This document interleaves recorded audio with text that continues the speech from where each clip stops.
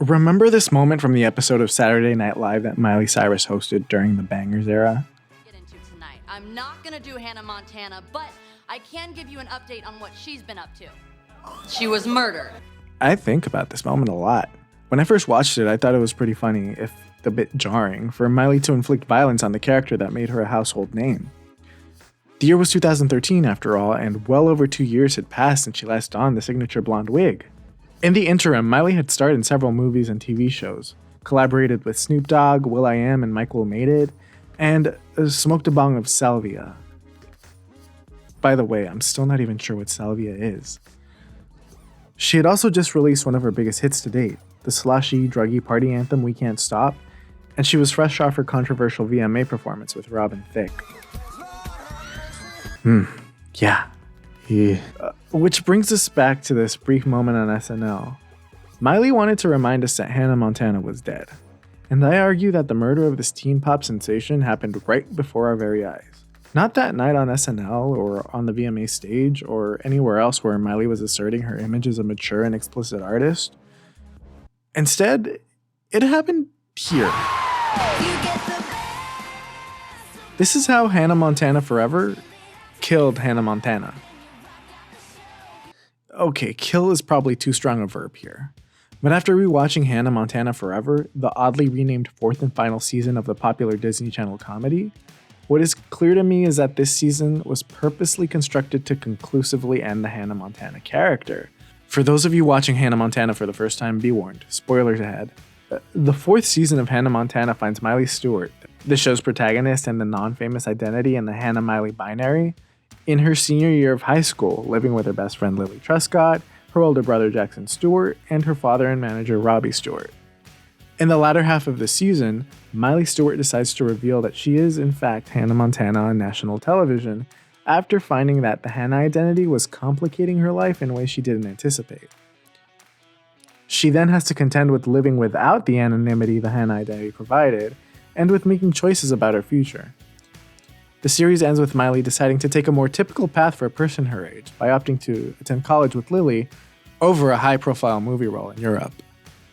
Overall, I like the fourth season and how the show ends. It's a sweet ending for the character of Miley Stewart and for the rest of the show's characters as well. But for a show titled Hannah Montana Forever, the fact that the Hannah identity is essentially discarded at just over the halfway point of the season speaks to the idea that a key feature of this season was to demonstrate how problematic the Hannah identity had become for Miley Stewart, and to reassure viewers that she was better off without it. Even after 3 seasons and a movie that made the argument that the Hannah identity was the only avenue through which Miley could have a quote-unquote normal life. Perhaps this was true for Miley Stewart, but it certainly wasn't for Miley Cyrus, whose professional and personal life was often at odds with the wholesome, family-friendly Hannah brand. To get a better sense of why this was, let's look at the context under which the 4th season of Hannah Montana was produced.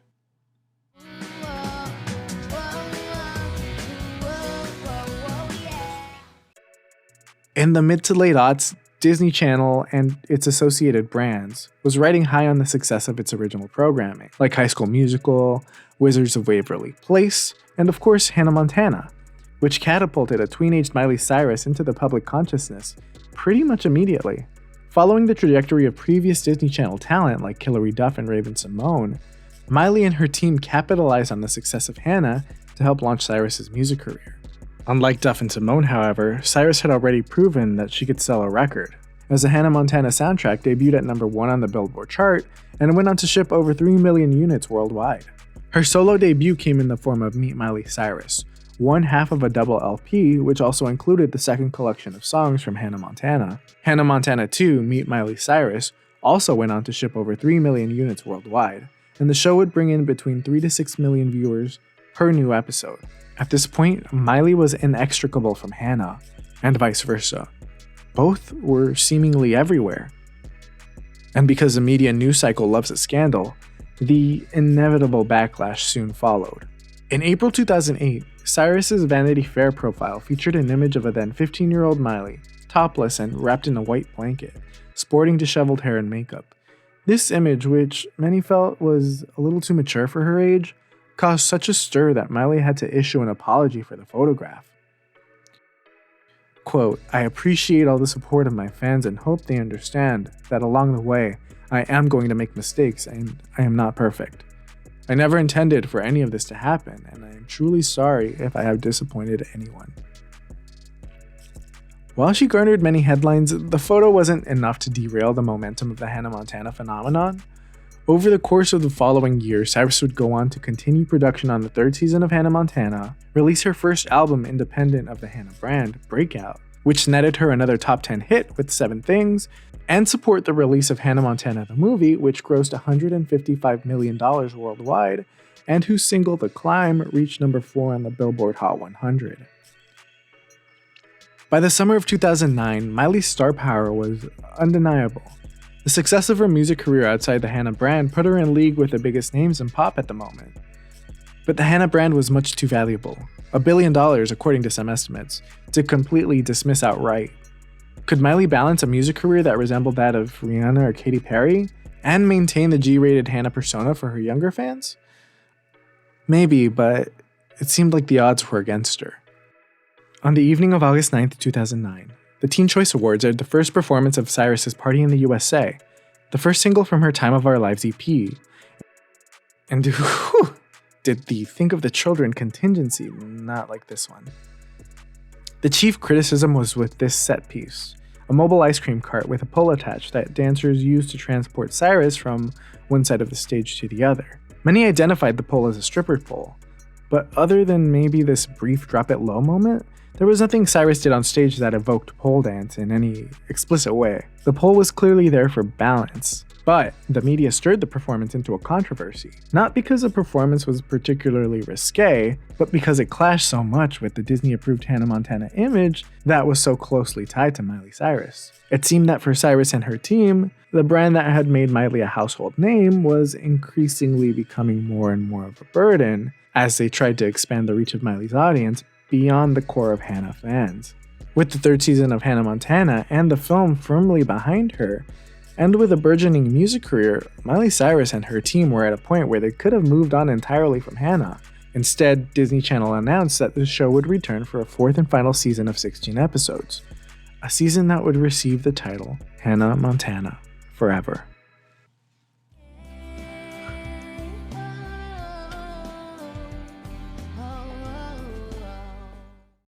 Okay, so let's finally talk about the last season of Hannah Montana. The first thing a viewer might notice is how different the show looks. The Stewart family has moved into a new home, and Lily now lives with the Stewarts, and on a technical note, the show transitioned into HD for this last run of episodes. On a thematic level, however, the season shifts focus towards 2 major themes. The first theme is maturing into adulthood, and the second is failure of dual identity, or in Miley Stewart's case, the failure of the Hannah identity. Let's start by looking at the former. Of the season's 16 episodes, about half of them touch on issues or conflicts that stem from Miley Stewart transitioning from childhood into adulthood. For example, in the season premiere, Miley struggles to tell her dad that his well-intentioned surprise of recreating her childhood bedroom in her new home doesn't work for her. This conflict is resolved in a typical sitcom fashion, with Miley hatching a scheme to get her father to come to the realization that she doesn't like the bedroom himself, rather than just tell him outright. Eventually, Miley reveals that while she appreciates Robbie's gesture, she would have rather been consulted about her new room. Other episodes deal with topics like adultery, the possibility of loss, and even the impacts of war on families. These episodes all demonstrate how Miley Stewart is now dealing with more complex issues as she approaches adulthood, and how she learns to handle these issues with the support of her friends and family. The one episode that I think exemplifies this theme best is the 8th episode of the season, Hannah's Gonna Get This. And for the sake of clarity, I think it's best that I differentiate between the dual identities that Miley Stewart inhabits by referring to her as Hannah while she dons the wig and inhabits the Hannah spaces of celebrity and entertainment, which she does for the majority of this episode. This is one of the rare Hannah-centric episodes in this season, as it focuses mainly on Hannah's music career and features Miley in the blonde wig for a major portion of the episode. The episode opens with Hannah in the studio recording a song for her upcoming album. It is here that her producer informs her that she needs to record a bonus track to compete with the upcoming Taylor Swift album. Hannah agrees, but then struggles to piece together her ideas into a cohesive new song. Then this happens.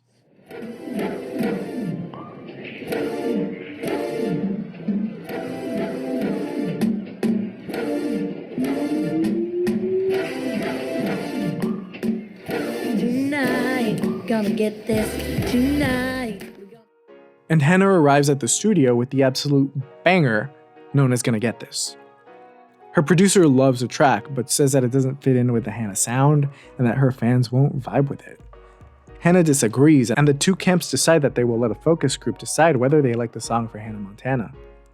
The focus group, made up of entirely elementary-age kids, ultimately sides with the producer, agreeing that the song just doesn't sound like Hannah, and stating that they don't want Hannah's style to change. Hannah is left with a choice. Will she record a song she wrote and loves that may potentially alienate her audience? Or will she cede to her fans and keep the Hannah sound the same? And then Ayaz. Remember Ayaz? Ayaz comes in and he offers to buy the song, but Hannah decides to keep it and instead invites Ayaz to feature on the track, and thus an iconic bop was born. Sing it with me now. The boy, the boy, the boy, the honest truth, the real McCoy. Oh, you're the boy, the boy, the boy, to make me feel like a movie.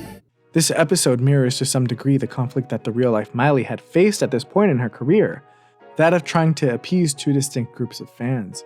The fans her age and older who expected a more contemporary top 40 sound from Miley, and the younger Hannah fans who were bopping to Ice Cream Freeze and Supergirl on Radio Disney in their finest Hannah Montana shirts. Unlike the real-world Miley, however, Hannah doesn't face the external pressure to push her sound in a different direction or abandon one of the audiences outright. Instead, Hannah's conflict is about her growth as an artist versus the expectations of Hannah as an artist. Hannah is forced to grapple with this conflict head-on when she faces the kids in the focus group. I don't want you to change. I love you just the way you are.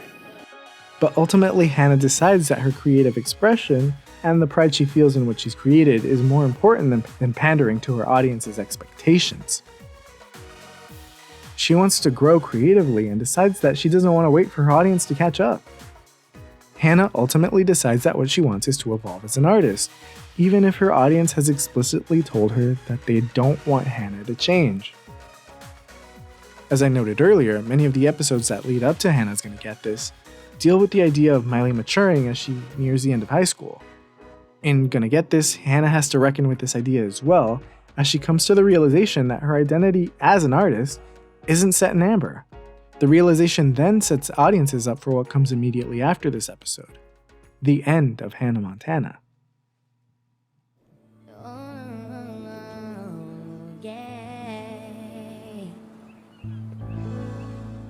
In the two-part episode I'll Always Remember You, Miley makes the decision to hang up the Hannah wig for good and reveal, on national television, that she and her family fabricated the Hannah identity. This revelation comes as a result of conflicts in Miley's life caused both directly and indirectly from the Hannah identity. The episode opens with Miley revealing the secret identity to Jesse, whom she is currently dating. This allows them to perform together on the Jay Leno show, but an innocuous kiss caught on camera leads to stories of Jesse dating Hannah. When Jesse and Miley subsequently get photographed by a paparazzi together, Jesse is targeted with hate messages from Hannah fans, and Jesse decides that the pressure of dating Miley is just too much for him.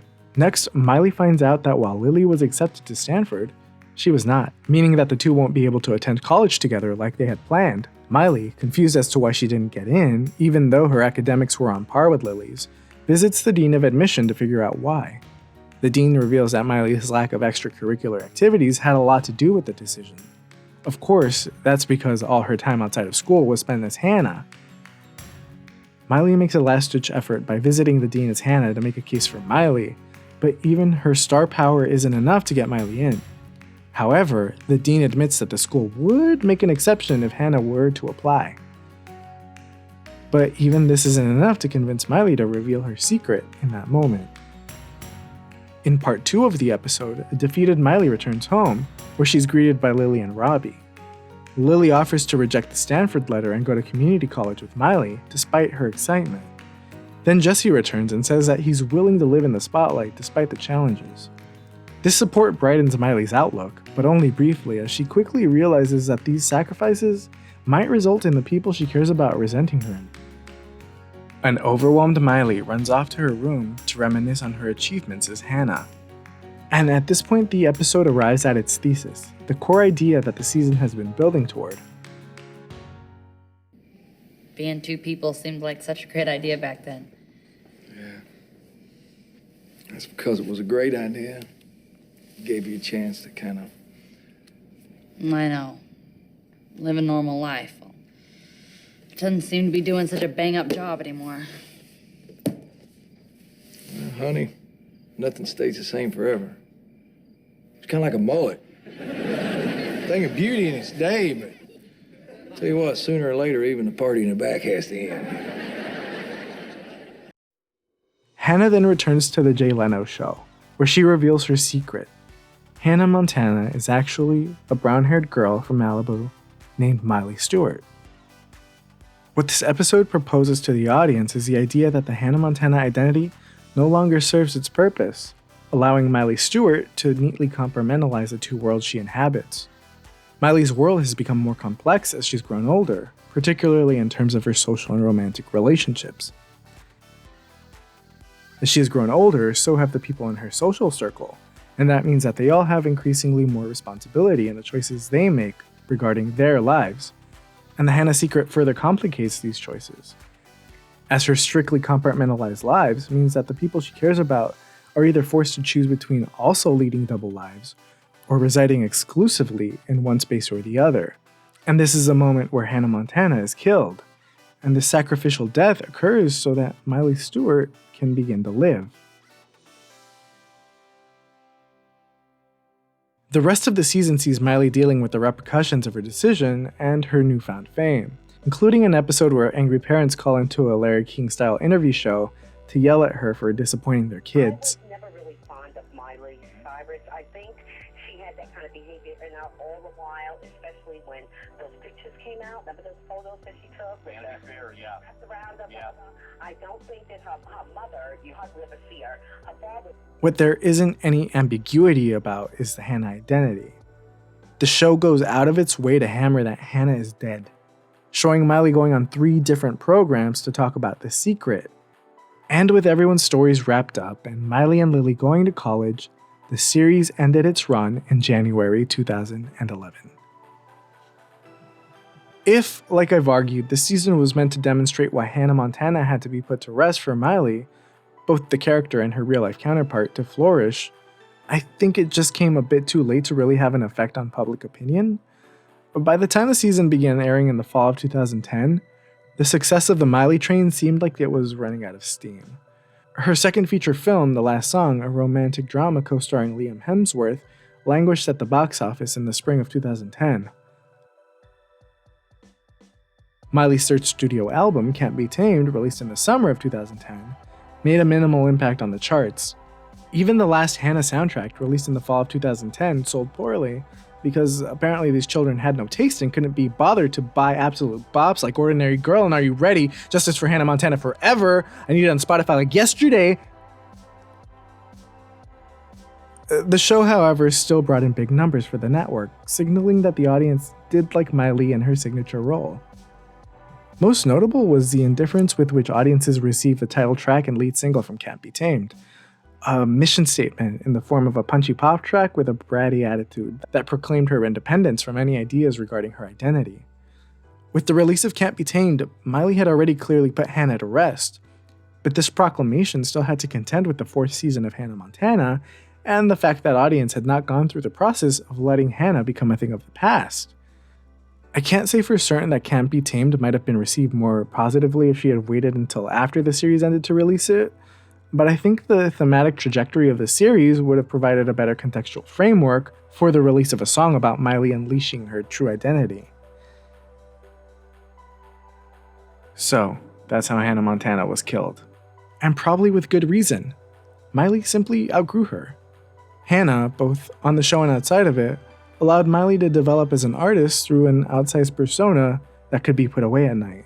But like many dual or secret identities, they pose limitations and might only be useful for a short period in a person's life. But while we might put an identity to rest, the legacy and the lessons of that identity can live on in our choices, in our actions, and in our ideas as we grow up and move forward. And I think that's when you truly have the best of both worlds.